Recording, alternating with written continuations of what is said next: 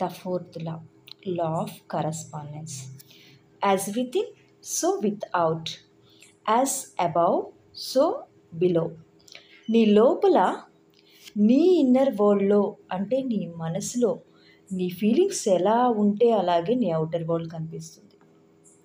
మన ఇన్నర్ వరల్డ్లో ఎలా ఉన్నామో అలానే మన లైఫ్ ఉంటుంది.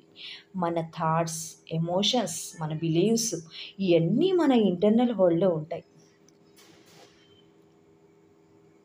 ఈ ఇంటర్నల్లో ఉండే ఎనర్జీ మనకి బయట మన లైఫ్లో రిఫ్లెక్ట్ అవుతుంది.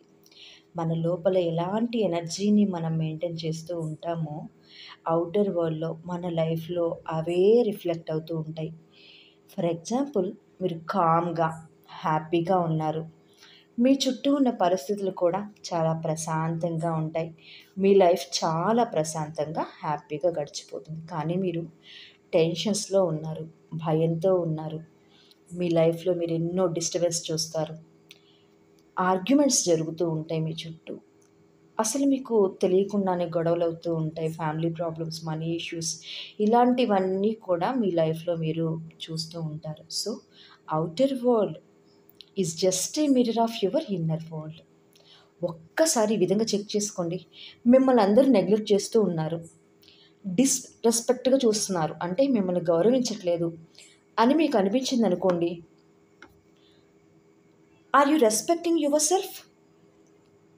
ఫస్ట్ ఇలా చెక్ చేసుకోండి. మిమ్మల్ని మీరు అసలు గొప్పగా ఒప్పుకుంటున్నారా?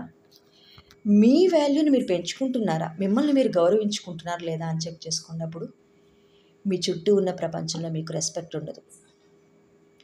మిమ్మల్ని మీరు గౌరవించుకోనప్పుడు మీ చుట్టూ ఉన్న ప్రపంచం మిమ్మల్ని గౌరవిస్తుంది.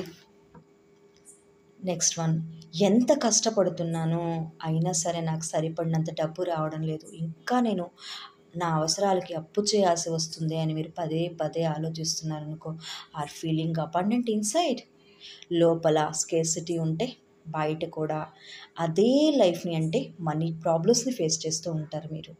మనం మన ఇంటర్నల్ థాట్స్ అండ్ ఎమోషన్స్లో ఉండే ప్యాటర్న్ని మార్చుకోలేకపోయాము అంటే లైఫ్లో రిపీటెడ్ సిచ్యువేషన్స్ రావడం స్టార్ట్ అవుతుంది. అంటే సేమ్ ప్రాబ్లమ్స్ చూస్తూ ఉంటాం, మళ్ళీ మళ్ళీ same type of problems, money problems, arguments, గొడవలు, ఫ్యామిలీ ఇష్యూస్, పదే పదే అప్పు చేయడాలు, ఇలాంటివన్నీ అసలు పీస్ ఆఫ్ లైఫ్ అంటేనే తెలియదు మనకి. అలాంటి సిచ్యువేషన్స్ని మనం ఫేస్ చేస్తూ ఉంటాము. ఎప్పుడైతే మనం ఇన్నర్ వరల్డ్ని మనం హీల్ చేసుకోగలుగుతామో, మన ఎనర్జీని మనం షిఫ్ట్ చేసుకోగలుగుతామో హ్యాపీనెస్లోకి, అప్పుడు మన లైఫ్ స్టైల్ అనేది మారిపోతుంది.